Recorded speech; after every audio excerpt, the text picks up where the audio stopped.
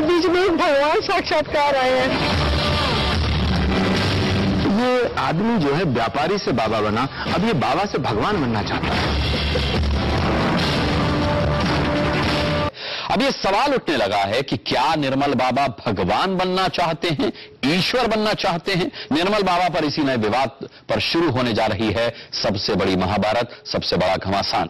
हमारे साथ एक तरफ निर्मल बाबा के वो भक्त हैं जो निर्मल बाबा को भगवान समझने भी लगे हैं। साथ ही स्टूडियो में आप देख सकते हैं हमारे साथ धर्मगुरु स्वामी अरविंद हैं, हमारे साथ ज्योतिषी हैं नंदिता पांडे जी, और साथ ही मनोवैज्ञानिक डॉक्टर संदीप वोरा हमारे साथ हैं। आप सभी का हम बहुत बहुत स्वागत करते हैं। और हमारे साथ इस चर्चा में जुड़ने के लिए डॉक्टर रेखा अग्रवाल वरिष्ठ वकील भी जुड़ चुकी हैं। रेखा जी, आपका भी हम बहुत बहुत स्वागत करते हैं। अब सवाल ये कि निर्मलजीत सिंह नरूला से निर्मल बाबा, और अब क्या निर्मल बाबा से भगवान, क्योंकि जो दिल्ली में समागम हो रहा है उसमें बाबा अपने आप को कुछ इसी तरह से प्रोजेक्ट कर रहे हैं। तो जब ये सवाल उठता है कि क्या बाबा भगवान बनना चाहते हैं, तो सबसे पहला सवाल मनोविज्ञान को लेकर उठता है। संदीप वोरा हमारे साथ हैं। संदीप वोरा, आप क्या कहना चाहेंगे? ये किस तरह की मानसिकता है? पहले तो हम निर्मल बाबा की मानसिकता की बात करेंगे और फिर उनके भक्तों की, कि इतना सब कुछ जानने और देखने के बाद भी अभी भी समागम में अंदर जाने वालों की भीड़ लगी हुई। देखिए, पहली बात यह है कि पहली बार ऐसे बाबा आए हैं हमारी कंट्री में जो कह रहे हैं आप टेलीविजन पे मेरे आने से ही आपको आशीर्वाद मिल जाएगा, तो ये तो बहुत ही आगे की बात होगी।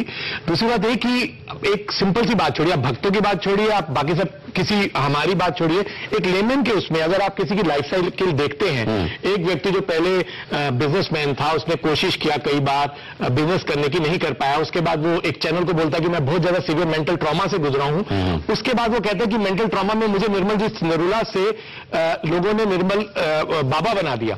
तो इसमें बीच में जो ट्रांजिशन आ रही है वो कैसे आ रही है, क्यों आ रही है, वो किसी को क्लियर नहीं है। क्या वो इस दौरान, मैं कुछ हद तक अगर जो आध्यात्मिक की तरफ सोचते हैं उनकी सोच में अगर उनकी तरफ से देखता हूं तो एक व्यक्ति जो बहुत ज्यादा इस तरह के स्ट्रेस से गुजरा, वो चला गया हिमालय में, उसने बड़े साल तपस्या की, वापिस आया, तो कुछ समझ आता है। पर ये व्यक्ति दिल्ली के ग्रेटर कैलाश से इन सब चीजों से निकलने के बाद सडनली अगर इस तरह का कुछ कहते हैं, तो मेरे हिसाब से डेफिनेटली आप लोग जो कह रहे हैं ना बनना चाह रहे हैं, मुझे बिल्कुल ये कहने में संकोच नहीं, कुछ दिनों में वो कहेंगे वो भगवान है। ये आगे आने वाली मनोवैज्ञानिक रूप से मैं देख सकता हूं ये स्थिति उनकी आएगी। मेरा ये पूछना है कि आज तक भगवान को किसी ने देखा है? तो वो हम पूरी दुनिया बेवकूफ है अगर हमने भगवान को देखा नहीं, लेकिन हम उन्हें मानते हैं। तो इसी तरह से कुछ भक्त मेरे जैसा भगवान में विश्वास हुआ है, वो अगर हम इन्हें भगवान मान रहे हैं तो किसी को क्या परेशानी है?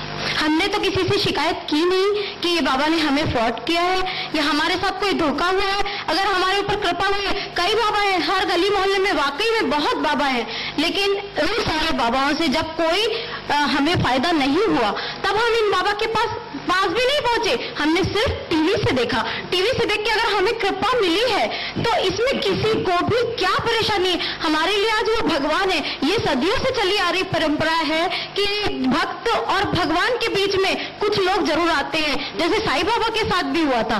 तो वैसे ही आज हमारे निर्मल बाबा हैं, उनको हम भगवान मानते हैं। बस मुझे ये बताइए कि जैसे भगवान की मूर्ति है, हमने किसी ने देखा नहीं है, चलिए सुनिए आपकी बात, हम साक्षात देख रहे हैं। मनोचिकित्सक के पास जाना पड़ेगा, अब तो मनोचिकित्सक के पास जाना पड़ेगा। संदीप वोरा साहब, इसको क्या कहेंगे आप? जब किसी भी बाबा से, गली गली में बाबा के पास ये होली है, जब किसी बाबा से फर्क नहीं पड़ा तो फिर इन बाबा के पास आए। देखिए, बड़ी सीधी सी बात है, जो आपकी लाइफ में स्ट्रेसेस हैं, आपकी जिंदगी में जो तनाव है, आपकी वो जो तनाव है वो आपकी फाइनेंशियल ट्रबल हो सकती है, आपके रिलेशनशिप ट्रबल हो सकती है, आपके कुछ ऐसी लॉस हो सकता है, रिलेशनशिप में लाइफ का लॉस हो सकता है। तो आप जिस एक स्ट्रेस सिचुएशन में चले जाते हैं, आप कोई ना कोई उपाय ढूंढते हैं।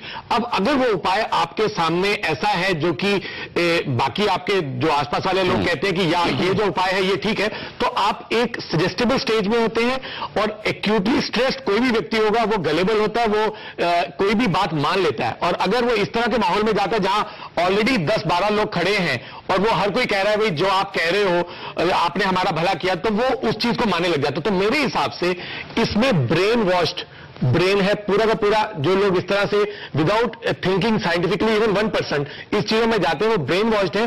और उसमें उनकी आस्था और अंधविश्वास दोनों मिक्स हो जाता है, वो आंख बंद करके मानते हैं। अब अगर इनको जो अभी बोल रही थी, मेरा आपसे ये पूछना है, सिर्फ एक पॉइंट में पूछता हूं आपसे, आप ये बताइए क्यों, आपकी बात चलो मान ली मैंने, आप मुझे बताइए, अगर आपको ये बोला गया सितंबर के अंदर इन साहब ने जाके होटल खरीदा और बोला होटल की चेन करना चाह रहे हैं, तो इसमें भगवान कहां है? वो मुझे बताइए जी। मैं निर्मल बाबा के भक्तों से जानना चाहूंगा, क्या आप मनोचिकित्सक संदीप बोरा से कुछ पूछना चाहते हैं? कोई सवाल? अभी आपने कहा कि जो भी परेशान है, दुखी है, वो ही बाबा की शरण में जाता है। मैं आपसे एक सवाल करना चाहती हूँ, सारा ब्रज कृष्ण का दीवाना हो गया, सारा ब्रज कृष्ण का दीवाना हो गया, एक राधा नहीं, सारी गोपिकाएं कृष्ण की दीवाना हो गई, उन्हें कौन सा स्ट्रेस था? देखिए एक बात सुनिए, उसमें भी स्ट्रेस था क्या? हाँ बिल्कुल था। आपको पता है कि एक मिनट, अरे मेरा तो सुन लीजिए उत्तर, पहले मेरा उत्तर सुन लीजिए। और ये माना जाता है कि अर्जुन को डिप्रेशन था और कृष्ण जी ने उनकी साइकोथेरेपी की थी। अब तालियां बजाइए प्लीज। ठीक है, सुन बजा जी। उस समय भी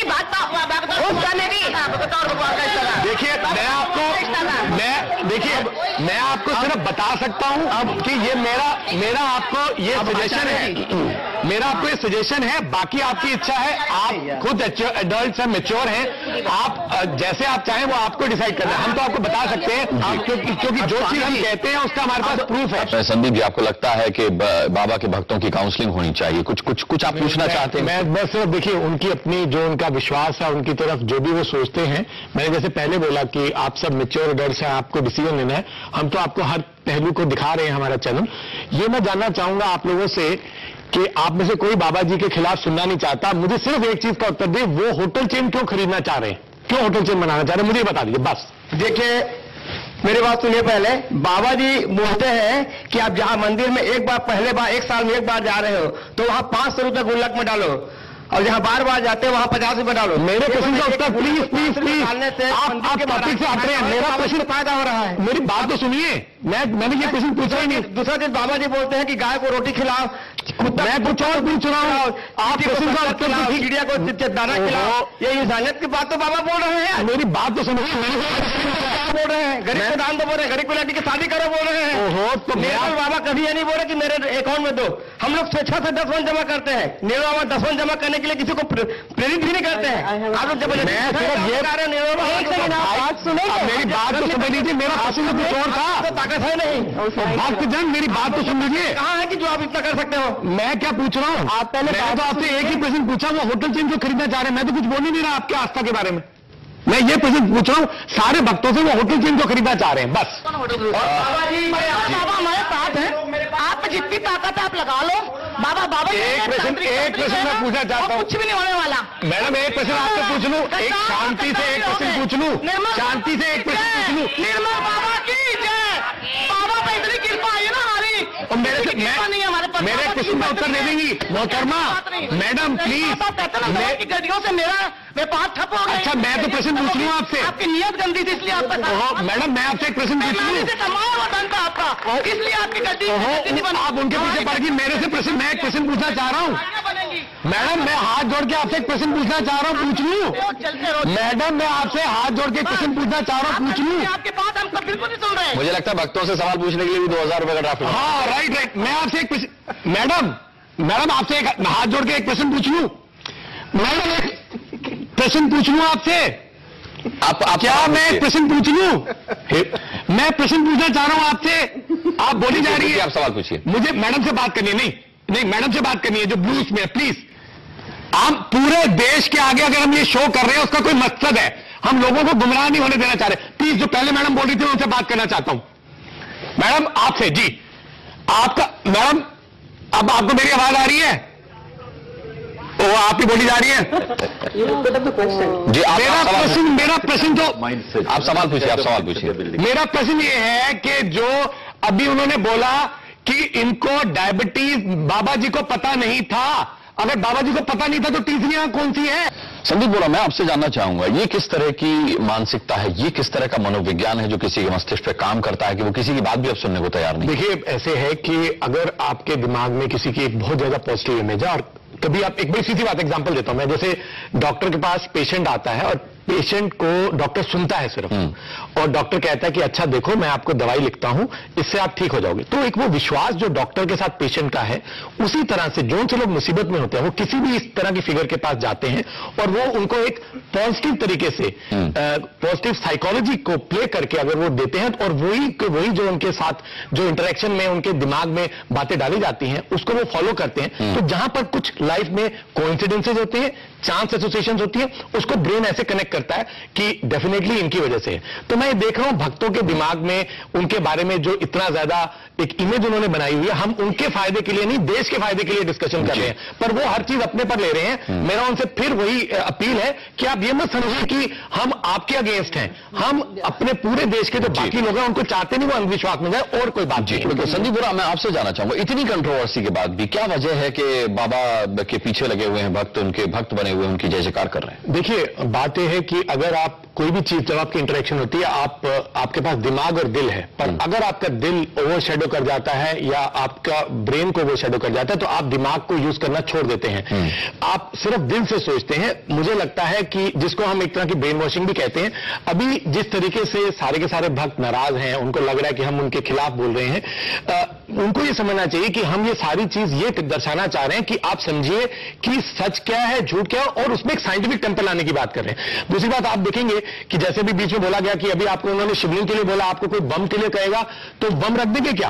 अब यही चीज आप देखते हैं, अनफॉर्चुनेटली जो टेररिज्म है उसमें क्या है, वो फेनेटिज्म है। आप एक्सट्रीम में चले जाते हैं, हर चीज का एक extreme of anything is bad. आप जो कुछ भी करिए उसको बैलेंस तरीके से करिए, जो आपके कर्म करने करिए, हर चीज के लिए आप किसी पे डिपेंडेंट ना हो, और आप इमोशनली अगर स्टेबल रहना चाहते हैं तो इस तरह की कोई भी चीज ना करें जिससे आपको लगे कि कोई दूसरा व्यक्ति आपकी लाइफ को कंट्रोल कर रहा है। संदीप, मेरे हिसाब से देखिए, भगवान में आस्था अच्छी बात है, किसी व्यक्ति के नाम पे अंधविश्वास बुरा है, आप ही के लिए सबके लिए खराब है। सोच समझ कर करें, आपकी अपनी जिंदगी है, उसको ऐसे ही भावनाओं में मत उजड़ने दें।